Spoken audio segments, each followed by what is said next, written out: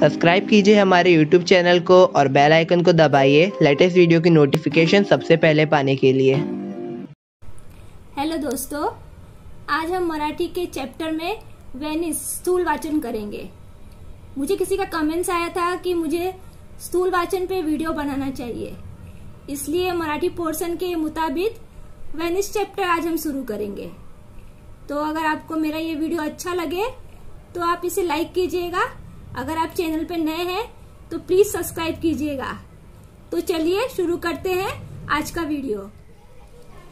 Venice हे त्या गाडीचे अखेरेचे station होते, यानी वेनिस वो गाडी का आखरी स्टेशन था।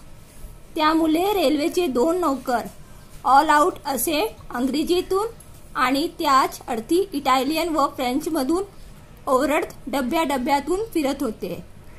मतलब वो आखिरी स्टेशन था, इसके कारण रेलवे के 2 नौकर ऑल आउट यानी सब बाहर निकल आओ ऐसे अंग्रेजी में बोल रहे थे, और वैसे ही उसी अर्थ में इटालियन और फ्रेंच भाषा में भी बोलते बोलते डब्या यानी बोगी में घूम रहे थे। त्या अमेरिकन म्हाताऱ्याजवळ चिकार सामान होते। उस डब्बे में एक अमेरिकन बुढ़ा था जिसके पास चिकार यानी बहुत सारा सामान था। वेनिसला बिहाड बदल्यांच्या इराद्याने आल्यासारखे, त्यामुळे त्यांनी 2 पोर्टर्स बोलवले। यानी ऐसा लग रहा था कि वो बिहाड़ बोले तो जैसे फैमिली का सामान होता है ना, वहां पे बसने के लिए जैसे आया हुआ है, वो ऐसा लग रहा था।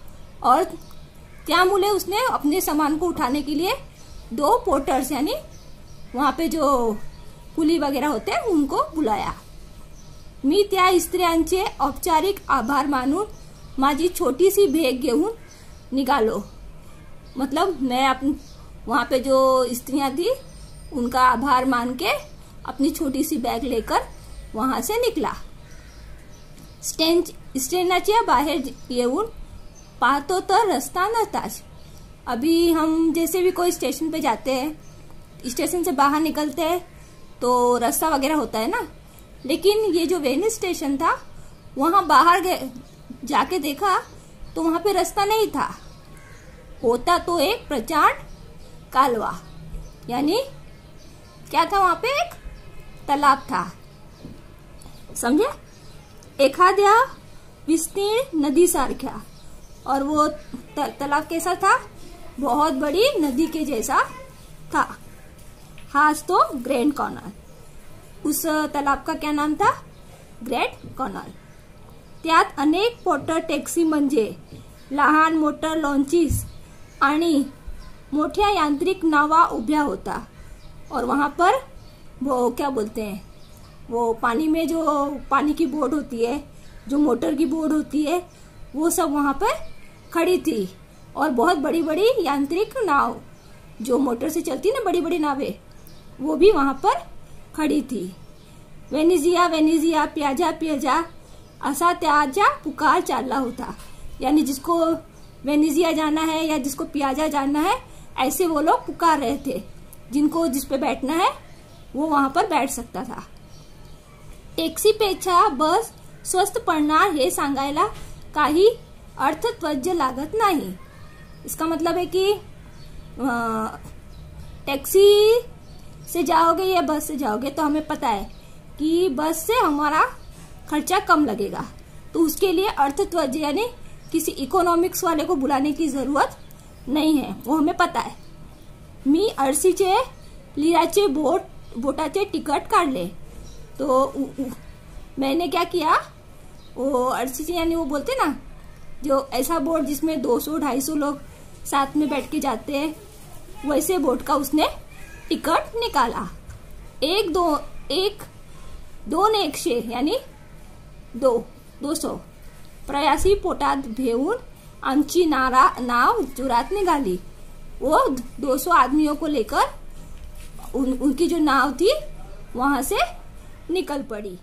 ते वातावरण अतिशय प्रसन्न होते। वहां जो वातावरण था वो बहुत ही खुशनुमा यानी खुशी खुशी वाला जैसा वातावरण था। विशाल काल्यावर अनेक उत्साही प्रवासी वेगाने जा ये करत होते। वो पूरे बड़े तालाब के ऊपर वहां पे जो प्रवासी थे, ट्रैवलर थे, वो आ जा कर रहे थे। हायवेवर वाहनाची वाहतूक चालावी तशी त्या जलमार्गावर नावाची धावपळ चालली होती। जैसे हमने ना हाईवे पे देखा है ना, गाड़ियां आती जाती रहती है, वैसे ही उस तालाब में यानी जलमार्ग पर नाव की आवाजाही चल रही थी। बहुत सारी नाव यहाँ वहां आ जा रही थी। अनेक प्रकारचे नावा कालव्यातून चालल्या होत्या। बहुत से प्रकार की जो नाव थी, नावा यानी नाव, बोट, उस तालाब के ऊपर आ जा रही थी। हवेत गारवा होता, यानी जो हवा थी वो ठंडी बह रही थी। हव्यात उत्साह होता, बहुत उत्साह था, जोर से बह रही थी मतलब। मनात संगीत होते, मन में गाणे आ रहे थे। आणि सभोवार पसरलेल्या पाण्यात तारुण्य होते और सब जगह जो पानी फैला हुआ था वो एकदम यंग दिख रहा था। रोमला भेटलेला एक इटालियन लेखक मढाला होता ते खरंच होते। ये जो लेखक है वो एक बार रोम पे गए थे, तो उस इटालियन लेखक ने, राइटर ने इनको बताया था, वो एकदम सही बात थी। वेनिस हे जगातर एकच असं शहर आहे की त्याच वर्णन करता येत नहीं। उसने कहा था कि वेनिस पूरी दुनिया में एक ऐसा शहर है कि उसका वर्णन कर नहीं सकते। तिथं प्रत्याश गेले पाहिजे, उसे बयान नहीं किया जा सकता है, उसे खुद जाके देखना होगा। प्रत्याश यानी खुद जाके देखना होगा। तिथली हवा खाली पाहिजे, वहां की हवा खानी होगी। तिथे राहील पाहिजे, मतलब वहां रहना होगा। तरच तुम्हाला वेनिस म्हणजे काय ते समजेल, तभी हम वेनिस शहर कैसा है वो हमको समझेगा। कारण हे पाण्यातले असे जगातले एक में अद्भुत शहर आहे, यानी क्योंकि वो पूरे दुनिया में पानी का एक अद्भुत शहर है। ज्या शहरात एक ही मोटार नहीं, यहाँ पर एक भी मोटर गाड़ी आपको नहीं मिलेगी। वाहतूक नियंत्रण करणारा पुलिस नहीं, न ही कोई पुलिस मिलेगा। ट्रॅफिक लाईट्स नाही, ट्रॅफिक का कोई लाईट भी नहीं मिलेगा। आणि रस्त्यावर धक्काबुक्की नाही, असे हे जगातले एकमेव शहर। वहां पे रास्ते पे कोई धक्का मुक्की भी आपको नहीं मिलेगी। ऐसा ये दुनिया का एक मात्र शहर है। कारण त्याला खऱ्या अर्थाने रस्तेच नाही। सच कहे तो वेनिस शहर में, सही कहा जाए तो वहां पे कोई रास्ता है ही नहीं। आहे तर कालवे, फक्त कालवे आणि त्यांना जोड़णारे पुल। वहां पे सिर्फ आपको क्या देखने को मिलेगा, हर जगह तालाब और उसको जोड़ने वाले पुल ही आपको वहां देखने मिलेंगे।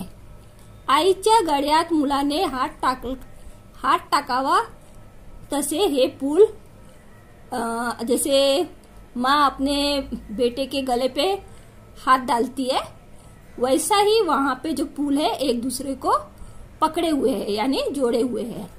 लाडिक प्रेमळ, एकदम प्यार से। हा गांव म्हणजे रूढ अर्थाने शहर नव्हतेच। अगर हम सच कहे तो वेनिस एक शहर है ही नहीं। क्या है वो, तर अनेक छोट्या बेटांच्या हा पुंजकात आहे। वो क्या है, जैसे बेटांच्या हा पुंजकात, मतलब जैसे छोटे छोटे आइलैंड होते हैं ना, तो उनको मिलाकर एक बड़ा आइलैंड बना हुआ ये ऐसा शहर वेनिस है। निळ्या मखमली सागावर टाकलेल्या हिऱ्या माणक्याच्या ढिगासारखा हा लांबून दिसतो। अगर हम लोग दूर से देखेंगे ना तो ऐसा लगेगा, वो पानी जो नीला रंग का जो पानी है वो ऐसा लगेगा कि नीले समुद्र में, सागर में जैसे किसी हीरा मणि का ढीक बोलते ना, ढेर वैसा लगा हुआ ये शहर दिखता है. मधूनच चर्च किंवा जुना राजवाडा यांची टोके आभाळात घुसतात. हम लोग ऐसे जाएंगे ना वहां पे, तो वहां पे जो चर्च है, जो चर्च का ऐसा कोना रहता है ऊपर का, एंड में नहीं होता कोना, या फिर कोई राजवाड़ा है, उसका जो कोना है ना, ऐसा लगता है कि बादल के अंदर घुसा हुआ है.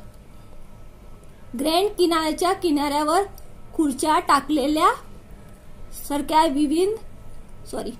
खुर्च्यामध्ये टेबल आणि त्यावर रंगीबिरंगे प्रचंड छतरी. हम लोग कभी देखो ब्रिज वगैरह पे जाते हैं तो वहां कैसे एक छतरी होती है, नीचे एक टेबल रखा होता है, फिर 4 कुर्सी होती है, तो बैठते हैं ना, वैसा वहां के जो वेनिस का जो ग्रैंड कैनाल जो तालाब है उसके किनारे पे ऐसे टेबल खुर्ची रखी हुई है. ग्रँड किल्ल्यांच्या 4 खुर्च्यामध्ये टेबल, 4 खुर्ची आणि रंगबिरंगे प्रचंड छतरी और अलग अलग प्रकार की छतरी वहां पर है. त्या खुर्च्यावर बसून काफी घेत समोरून बसायचे और वहां पे चाय पीते पीते हम बहुत कुछ देख सकते हैं. देखो क्या लिखा है, सारख्या विभिन्न आकारचे आणि अनंत प्रकारचे उतारू वाहून नेण्याची नावाची हे जा पाहत बसायचे. वहां कुर्सी पे चाय पीते पीते हम वहां पे आने जाने वाले जो नाव है उसका जो दृश्य है, जो विभिन्न प्रकार के और आकार के जो नाव इधर उधर जा रहे, वो दृश्य हम वहां पे बैठकर देख सकते हैं. तीच गंमत नावापासून प्रवास करण्यातही पाहायला मिळते. और जो वो तो बैठे बैठे उन लोग को मिल रहा है, और जो वो नाव में घूम रहे हैं उन लोग को भी यही दृश्य वहां देखने मिलता है. डेकेवर येऊन किनाऱ्यावरच्या निरोधी शांत चित्र विचित्र प्रवासाच्या कडे पाहत पुढे पुढे सरकायचे.